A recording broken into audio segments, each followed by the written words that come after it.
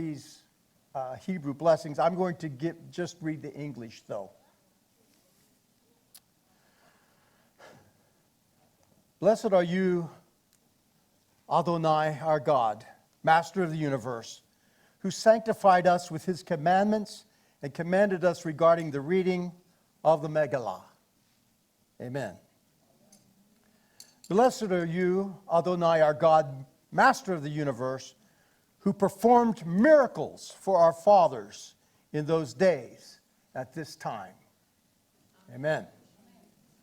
Blessed are you, Adonai, our God, Master of the universe, who has kept us alive and has sustained us and brought us to this season. Amen. Esther, chapter 1. These events took place in the time of Achashverosh. Achashverosh, who ruled over 127 provinces from India to Ethiopia. It was in those days when King Achashverosh sat on his royal throne in Shushan, the capital. In the 3rd year of his reign, that he gave a banquet for all his officials and courtiers, the army of Persia and Media, the nobles, and the provincial officials were in attendance. He displayed the dazzling wealth of his kingdom and his great splendor for a long time, 180 days. At the end of that time, the king gave a 7-day banquet in the courtyard of the royal palace garden for all the people, both great and small, there in Shushan, the capital. There were white cotton curtains and blue hangings fastened to silver rods with cords of fine linen and purple. The columns were marble. The couches for reclining at table were of gold and silver on a mosaic flooring of malachite, marble, mother of pearl, and onyx. Drinks were served in gold goblets, with each goblet different from the others. There was royal wine in abundance, as befits royal bounty. The drinking was not according to any fixed rule, for the king had ordered the stewards to serve each man what he wanted. Also, Vashti, the queen, gave a banquet for the women in the royal house belonging to King Achashverosh. On the 7th day, when the king was in high spirits from the wine, he ordered Mehuman, Biztah, Harvona, Bikta, Avagta, Zetar, and Karkash, the 7 officers who attended him, to bring Queen Vashti before the king with royal crown in order to show the people and the officials her beauty. For she was indeed a good-looking woman. But Queen Vashti refused to come at the order of the king, which he had sent through his officers. This enraged the king. His anger blazed inside of him. As was the king's custom, he consulted sages well-versed in matters of law and justice. With him were Karshna, Shatar, Admata, Tarshish, Merish, Marsna, and Memucan, the 7 vice-regents of Persia and Media, who were part of the king's inner circle and were the most important officials in the kingdom. The king asked the sages, according to the law, what should we do to Queen Vashti, since she didn't obey the order of King Achashverosh, conveyed by the officers? Memucan presented the king and vice-regents this answer. Vashti the queen has wronged not only the king, but also all the officials and all the people in all the provinces of King Ahasuerus. Because this act of the queen will become known to all the women, who will then start showing disrespect towards their own husbands. They will say, King Ahasuerus ordered Vashti the queen to be brought before him, but she wouldn't come. Moreover, the noble ladies of Persia and Media who hear of the queen's conduct will mention it to all the high officials, which will bring about no end of disrespect and discord. If it pleases His Majesty, then, let him issue a royal decree, and let it be written as one of the laws of the Persians and Medes, which are irrevocable, that Vashti is never again to be admitted into the presence of King Ahasuerus, and that the king give her royal position to someone better than she. When the edict made by the king is proclaimed throughout the length and breadth of the kingdom, then all wives will honor their husbands, whether great or small. This advice pleased the king and the officials. So the king did what Memucan had suggested. He sent letters to all the royal provinces, to each province in its own script, and to each people in their own language, that every man should be master in his own house and speak the language of his own people. Chapter 2. A while later, when King Ahasuerus' anger had subsided, he remembered Vashti, what she had done, and what had been decreed against her. The king's servants attending him said, a search should be made for young, good-looking virgins. The king should appoint officials in all the provinces of the kingdom to gather all the young, good-looking virgins to the house for the harem in Shushan, the capital. They should be put under the care of Haggai, the king's officer in charge of the women, and he should give them the cosmetics they require. Then the girl who seems best to the king should become queen instead of Vashti. This proposal pleased the king, so he acted accordingly. There was in Shushan, the capital, a man who was a Jew, whose name was Mordecai.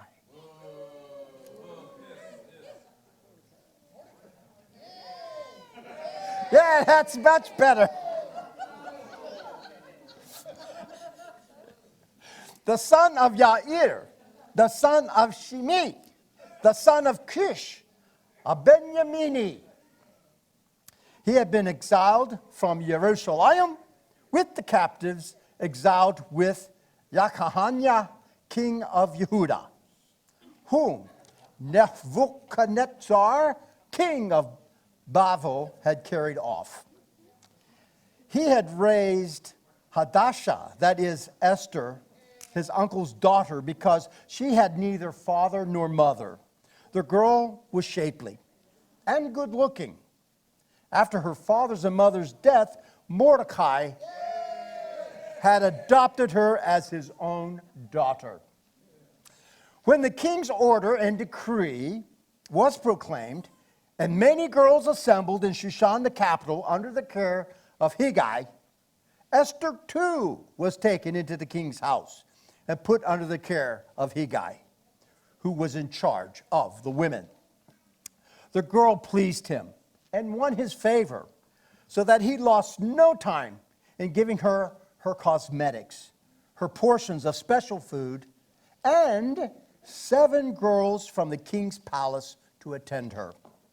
He also promoted her and the girls attending her to the best place in the harem's quarters. Esther did not disclose her people or her family ties because Mordecai had instructed her not to tell anyone. Every day, Mordecai would walk around in front of the courtyard of the harem's house in order to know how Esther was doing and what was happening to her. Each girl had her turn to appear before King Ahasuerus. After she had undergone the full 12-month preparation period prescribed for the women, consisting of a 6-month treatment with oil of myrrh and 6 months with perfumes and other cosmetics for women. Then, when the girl went to see the king, whatever she wanted would be given to her. She went in from the harem's house to the king's palace. She would go in the evening, and on the following day, she would return to another part of the harem's house and be under the care of Shaagaz, the king's officer in charge of the concubines. She would not go to the king again unless he was especially pleased with her and had her summoned by name.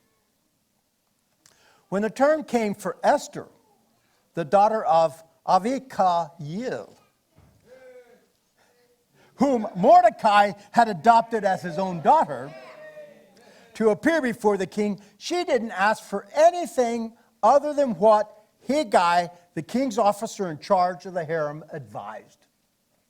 Yet, Esther was admired by all who saw her.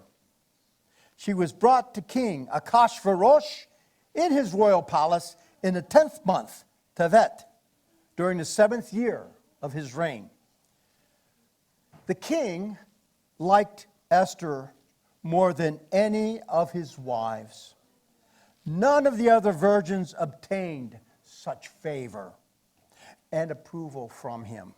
So he put the royal crown on her head and made her queen in place of Vashti. The king then gave a great banquet in Esther's honor for all his officers and servants, decreed a holiday for the provinces, and distributed gifts worthy of royal bounty. When the girls would gather on other occasions, Mordecai would sit at the king's gate. Esther had not yet revealed her family ties or her people, as Mordecai had ordered her. For Esther continued obeying what Mordecai told her to do, as she had when he was raising her. On one of those occasions, when Mordecai was sitting at the king's gate, two of the king's officers, Bigtan and Teresh, from the group in charge of the private entryways, became angry and conspired to assassinate King Ahasuerus. But Mordecai learned about it and told Esther the queen. Esther reported it to the king, crediting Mordecai. The matter was investigated, found to be true, and both were hanged on a stake. All this was recorded in the daily journal that was kept with the king. Chapter 3. Sometime later, King Ahasuerus began to single out Haman, the son of Hammedatha the Hagagi, for advancement. Eventually, he gave him precedence over all his fellow officers. All the king's servants of the king's gate would kneel and bow down before Haman, because the king had so ordered. But Mordecai would neither bow nor kneel down to him. The king's servants at the king's gates asked Mordecai, "Why don't you obey the king's order?" But after they had confronted him a number of times, without his paying attention to them, they told Haman. In order to find out whether Mordecai's explanation that he was a Jew would suffice to justify his behavior. Haman was furious when he saw that Mordecai was not kneeling and bowing down to him. However, on learning what people Mordecai belonged to, it seemed to him a waste to lay hands on Mordecai alone. Rather, he decided to destroy all of Mordecai's people, the Jews, throughout the whole Ahasuerus kingdom. In the first month, the month of Nisan, in the 12th year of Ahasuerus, they began throwing pur. That is, they cast lots before Haman every day and every month until the 12th month, which is the month of Adar. Then Haman said to Ahasuerus, there is a particular people scattered and dispersed among the peoples in all the provinces of your kingdom. Their laws are different from those of every other people. Moreover, they don't observe the king's laws. It doesn't benefit the king to tolerate them. If it please the king, have a decree written for their destruction, and I will hand over 330 tons of silver to the officials in charge of the king's affairs to deposit in the royal treasury. The king took his signet ring from his hand and gave it to Haman, the son of Hammedatha, the Hagagi, the enemy of the Jews. The king said to Haman, the money is given to you and the people too, to do with as seems good to you. The king's secretaries were summoned on the 13th day of the first month. They wrote down all Haman's orders to the king's army commanders and governors on all the provinces, and to the officials of every people, to each province in its own script, and to each people in their own language. Everything was written in the name of King Ahasuerus and sealed with the king's signet ring. Letters were sent by courier to all the royal provinces to destroy, kill, and exterminate all Jews, from young to old, including small children and women, on a specific day, the 13th day of the 12th month, the month of Adar, and to seize their goods as plunder. A copy of the document to be issued as a decree in every province was to be publicly proclaimed to all the peoples, so that they would be ready for that day. At the king's order, the runners went out quickly, and the decree was issued in Shushan, the capital. Then the king and Haman sat down for a drink together. But the city of Shushan was thrown into confusion. Chapter 4. When Mordecai learned everything that had been done, he tore his clothes, put on sackcloth and ashes, and went out through the city, lamenting and crying bitterly. He stopped before entering the king's gate, since no one was allowed to go inside the king's gate wearing sackcloth.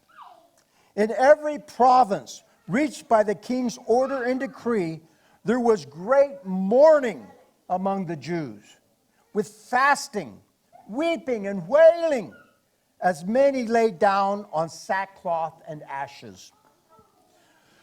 When the girls and officials attending Esther came and informed her of this, the queen became deeply distressed. She sent clothes for Mordecai to wear instead of his sackcloth, but he wouldn't accept them. So Esther summoned Hatak, one of the king's officials attending her, and instructed him to go to Mordecai and find out what this was all about and why. Hatak went out to Mordecai in the open space in front of the king's gate. And Mordecai told him everything that had happened to him and exactly how much silver Haman had promised to put in the royal treasury for the destruction of the Jews. He also gave him a copy of the decree for their destruction issued in Shushan, so that he could show it to Esther, explain it to her, and then instruct her to approach the king, intercede with him, and implore his favor on behalf of her people. Hatak returned and told Esther what Mordecai had said. Then Esther spoke to Hatak and gave him this message for Mordecai. All the king's officials, as well as the people in the royal provinces, know that if anyone, man or woman, approaches the king in the inner courtyard without being summoned, there is just one law. He must be put to death, unless the king holds out the gold scepter for him to remain alive. And I haven't been summoned to the king for the past 30 days. Upon being told what Esther had said, Mordecai asked them to give Esther this answer. Don't suppose that merely because you happen to be in the royal palace, you will escape any more than the other Jews. For if you fail to speak up now, relief and deliverance will come to the Jews from a different direction. But you and your father's family will perish. Who knows whether you didn't come into your royal position precisely for such a time as this? Esther had them return this answer to Mordecai. Go, assemble all the Jews to be found at Shushan, and have them fast for me, neither eating nor drinking for 3 days, night and day. Also, I and the girls attending me will fast the same way. Then I will go in to the king, which is against the law, and if I perish, I perish. Then Mordecai went his way and did everything Esther had ordered him to do. Chapter 5. On the third day, Esther put on her royal robes and stood in the inner courtyard of the king's palace, opposite the king's hall. The king was sitting on his royal throne in the king's hall, across from the entrance to the hall. When the king saw Esther, the queen, standing in the courtyard, she won his favor. So the king extended the gold scepter in his hand toward Esther. Esther approached and touched the tip of the scepter. What is it you want, Queen Esther? The king asked her.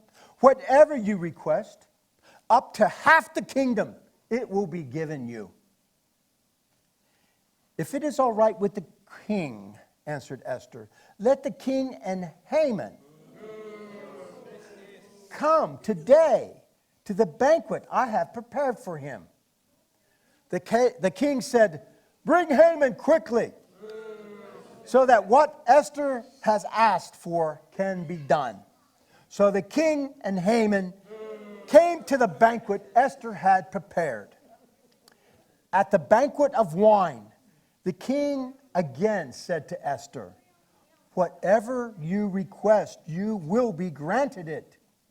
Whatever you want, up to half the kingdom, it will be done.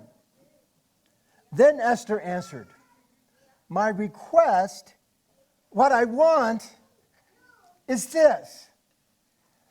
If I have won the king's favor, if it pleases the king to grant my request and do what I want, let the king and Haman come to the banquet which I will prepare for them, and tomorrow I will do as the king has said.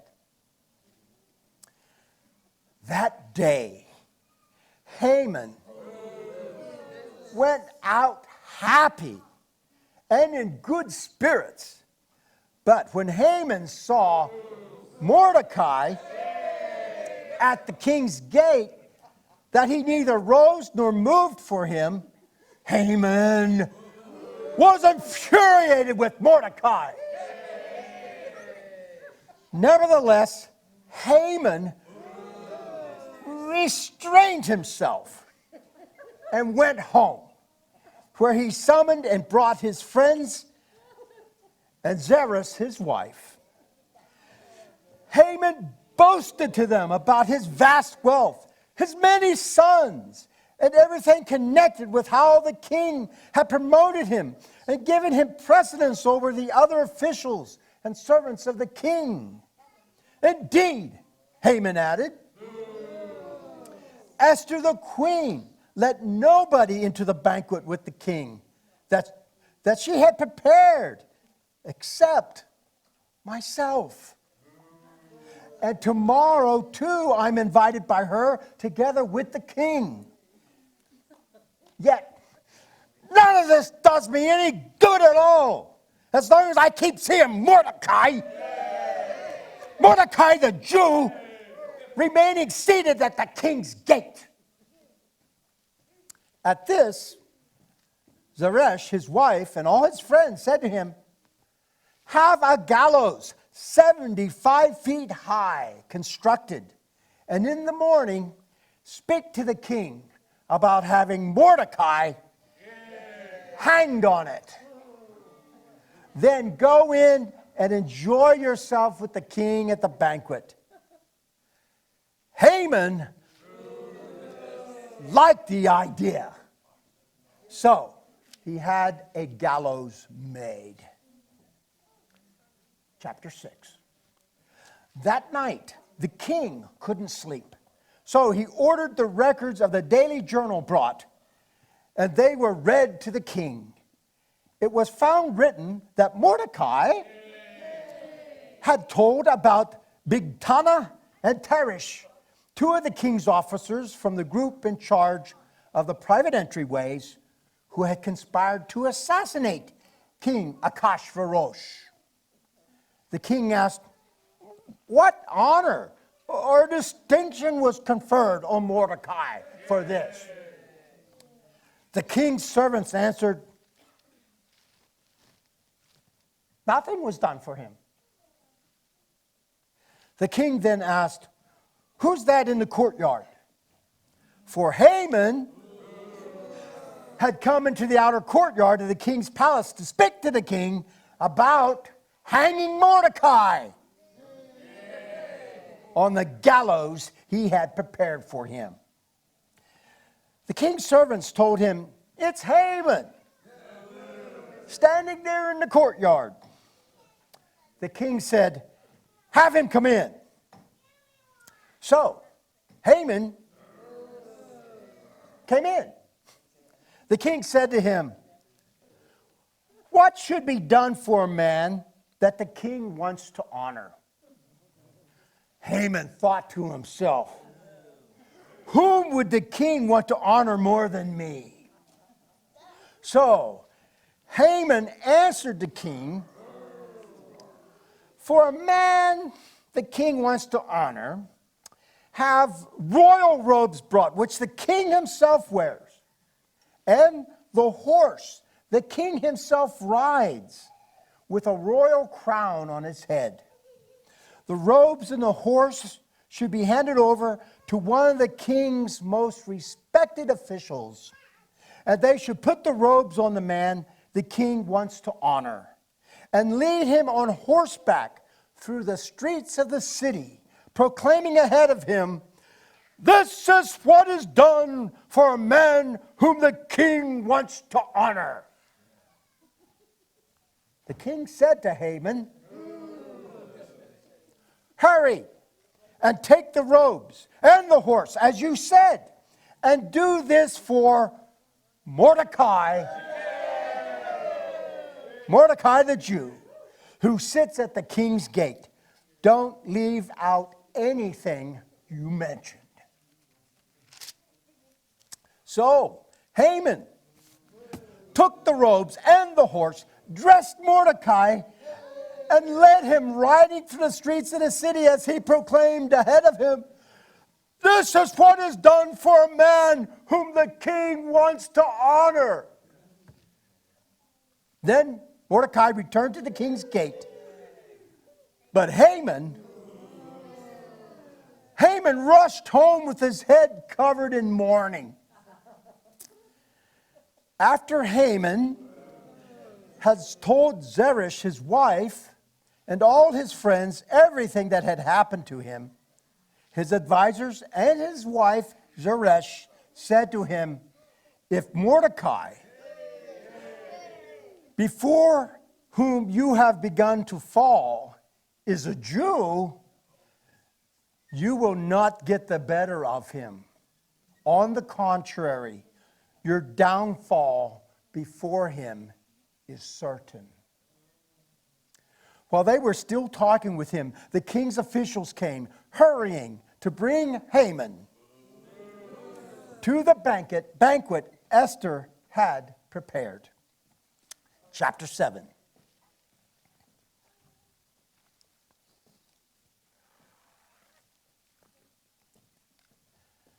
So, the king and Haman went to Queen Esther's banquet. And the king again said to Esther at the wine banquet, "Whatever your request, Queen Esther, you will be granted it. Whatever you want, up to half the kingdom, it will be done."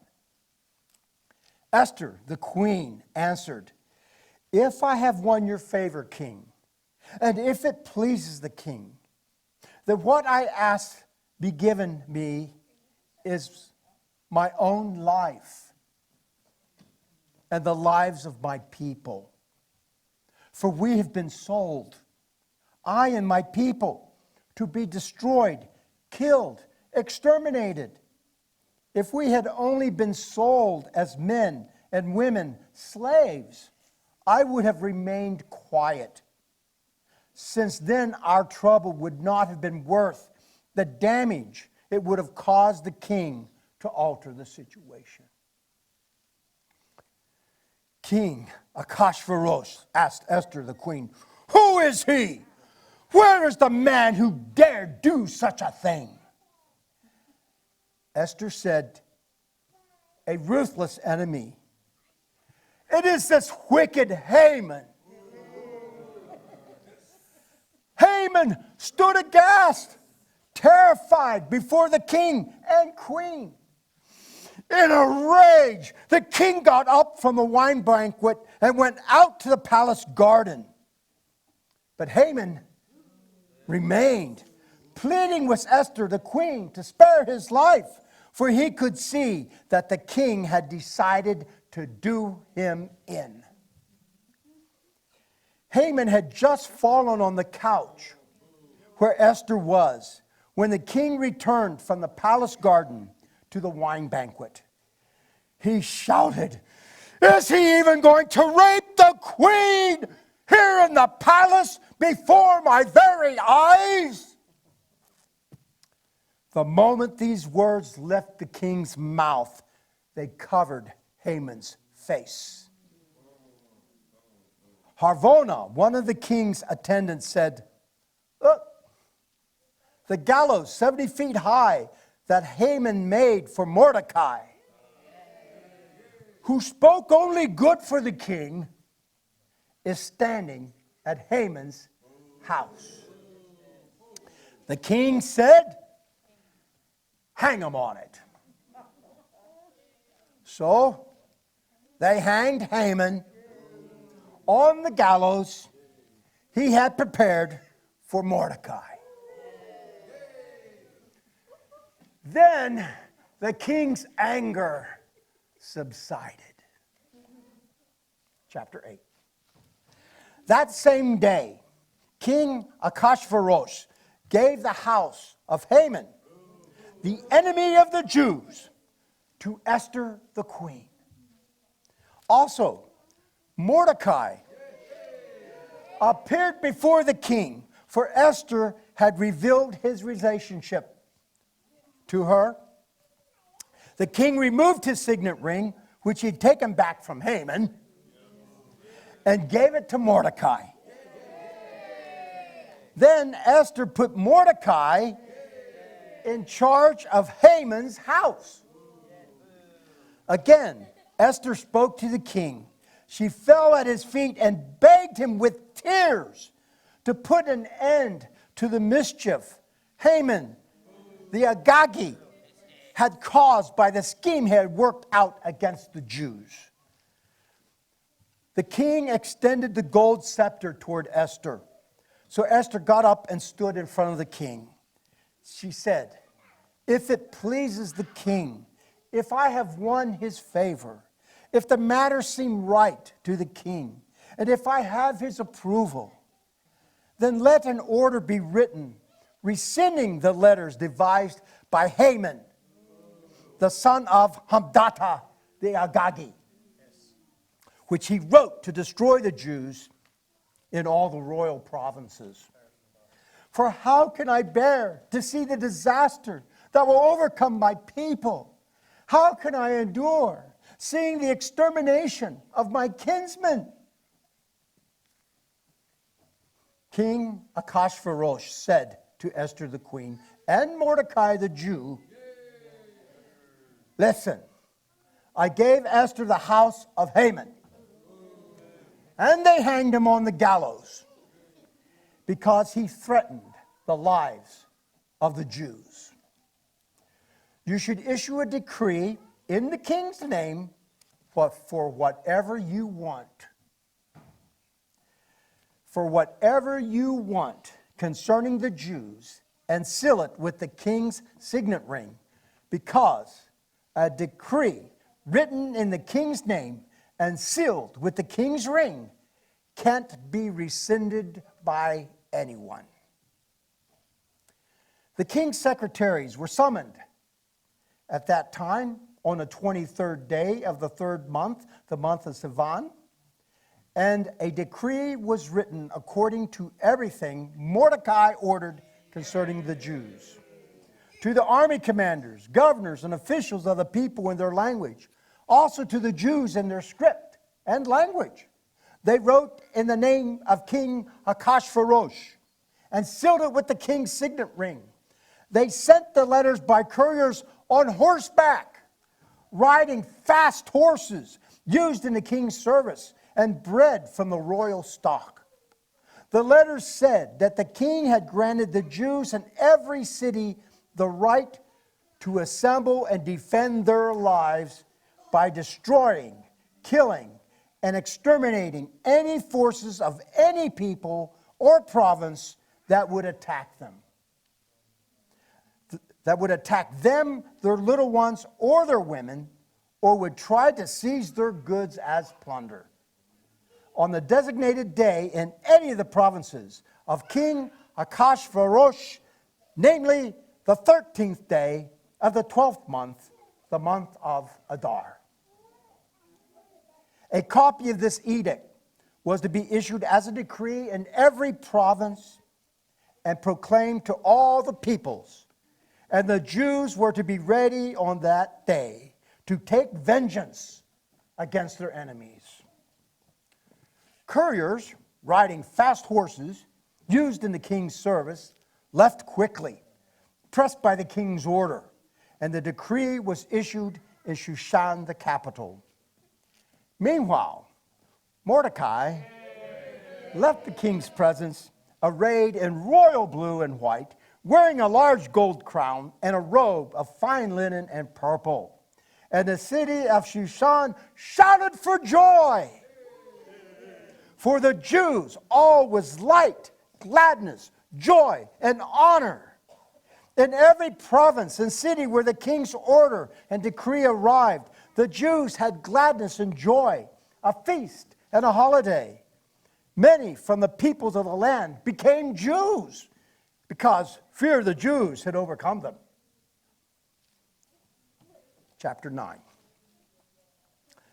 The time approached for the king's order and decree to be carried out. The day when the enemies of the Jews hoped to overpower them. But as it turned out, the opposite took place. The Jews overpowered those who hated them. Thus, on the 13th day of the 12th month, the month of Adar, the Jews assembled in their cities throughout all the provinces of King Ahasuerus to attack anyone who tried to do them harm. And no one was able to withstand them, because all the peoples were afraid of them. All the officials of the provinces, the army commanders, the governors, and those occupied with the king's affairs helped the Jews, because they were afraid of Mordecai. For Mordecai had become a powerful person in the king's palace, and his fame had spread through all the provinces. Mordecai continued to grow increasingly powerful. The Jews put all their enemies to the sword. There was great slaughter and destruction, as they did whatever they wanted to those who hated them. In Shushan, the capital, the Jews slaughtered 500 men. They put to death the 10 sons of Haman, the son of Hammedatha, the enemy of the Jews. Parshadatta, Dalphon, Ashpata, Porata, Dalia, Aridata, Parmashta, Arisai, Aridai, and Vaisata. But they did not touch the spoil. The same day, after the king had been told the number of those killed in Shushan, the capital, he said to Esther the queen, "If the Jews have slaughtered 500 men in Shushan, the capital, and the 10 sons of Haman, what have they done in the rest of the royal provinces? Now, whatever your request, you will be granted it. Whatever more you want, it will be done." Esther replied, "If it pleases the king, let the Jews in Shushan act again tomorrow in accordance with today's decree. Also, have Haman's 10 sons hanged on the gallows." The king ordered these things done. A decree was issued in Shushan, and they hanged Haman's 10 sons. So the Jews in Shushan assembled also on the 14th day of the month of Adar and killed 300 men in Shushan. But they did not touch the spoil. The other Jews, those in the royal provinces, had assembled, defended their lives, and won rest from their enemies, killing 75,000 of those who hated them, but without touching the spoil. On the 13th day of the month Adar, so on the 14th day of Adar, they rested and made it a holiday for celebrating and rejoicing. However, the Jews of Shushan assembled on both the 13th and 14th days of Adar. So it was on the 15th that they rested and made it a holiday for celebrating and rejoicing. This is why the Jews of the villages, those who live in unwalled towns, make the 14th day of the month of Adar a day for celebrating and rejoicing, a holiday, and a time for sending each other portions of food. Mordecai recorded these events and sent letters to all the Jews in all the provinces of King Ahasuerus, both near and far, instructing them to observe the 14th day of the month of Adar and the 15th day every year, to commemorate the days on which the Jews obtained rest from their enemies, and the month which for them was turned from sorrow into gladness, and from mourning into a holiday. They were to make them days of celebrating and rejoicing, sending portions of food to each other and giving gifts to the poor. So the Jews took it upon themselves to continue what they had already begun to do. And as Mordecai had written to them, because Haman, the son of Hamdatha, the Hagagi, the enemy of the Jews, had plotted against the Jews to destroy them, and had thrown pur, that is, cast lots, to crush and destroy them. But when Esther came before the king, he ordered by letters that Haman's wicked scheme, which he had plotted against the Jews, should recoil on his own head, and that he and his son should be hanged on the gallows. This is why these days have been called Purim, after the word pur. Thus, because of everything written in this letter, and what they had seen concerning this matter, and what had to come upon them, the Jews resolved and took upon themselves, their descendants, and all who might join them, that without fail they would observe these 2 days in accordance with what was written in this letter, and at the appointed time every year, and that these days would be remembered and observed throughout every generation, every family, every province, and every city, and that these days of Purim would never cease among the Jews, or their memory be lost by their descendants. Then Esther, the queen, the daughter of Avicail, and Mordecai, the Jew, gave full written authority to confirm a second letter about Purim. He sent copies of it to all the Jews, to the 127 provinces of the kingdom of Ahasuerus, ensuring their peace and security, and requiring the observance of these days of Purim at their designated times. As Mordecai, the Jew, and Esther, the king, had enjoined them, and as they had established for themselves and their descendants concerning the matters of feasting and lamenting. At Esther's order, these matters of Purim were confirmed and put in writing in the book. Chapter 10. King Ahasuerus laid tribute on the land, the coast, and the islands. All the acts of his power and might, along with a full account of the high honor to which the king advanced Mordecai, are written in the annals of the kings of Media and Persia. For Mordecai, the Jew, was second only to King Ahasuerus. He was a great man among the Jews, popular with all his many countrymen. He sought the good of his people and interceded for the welfare of all their descendants.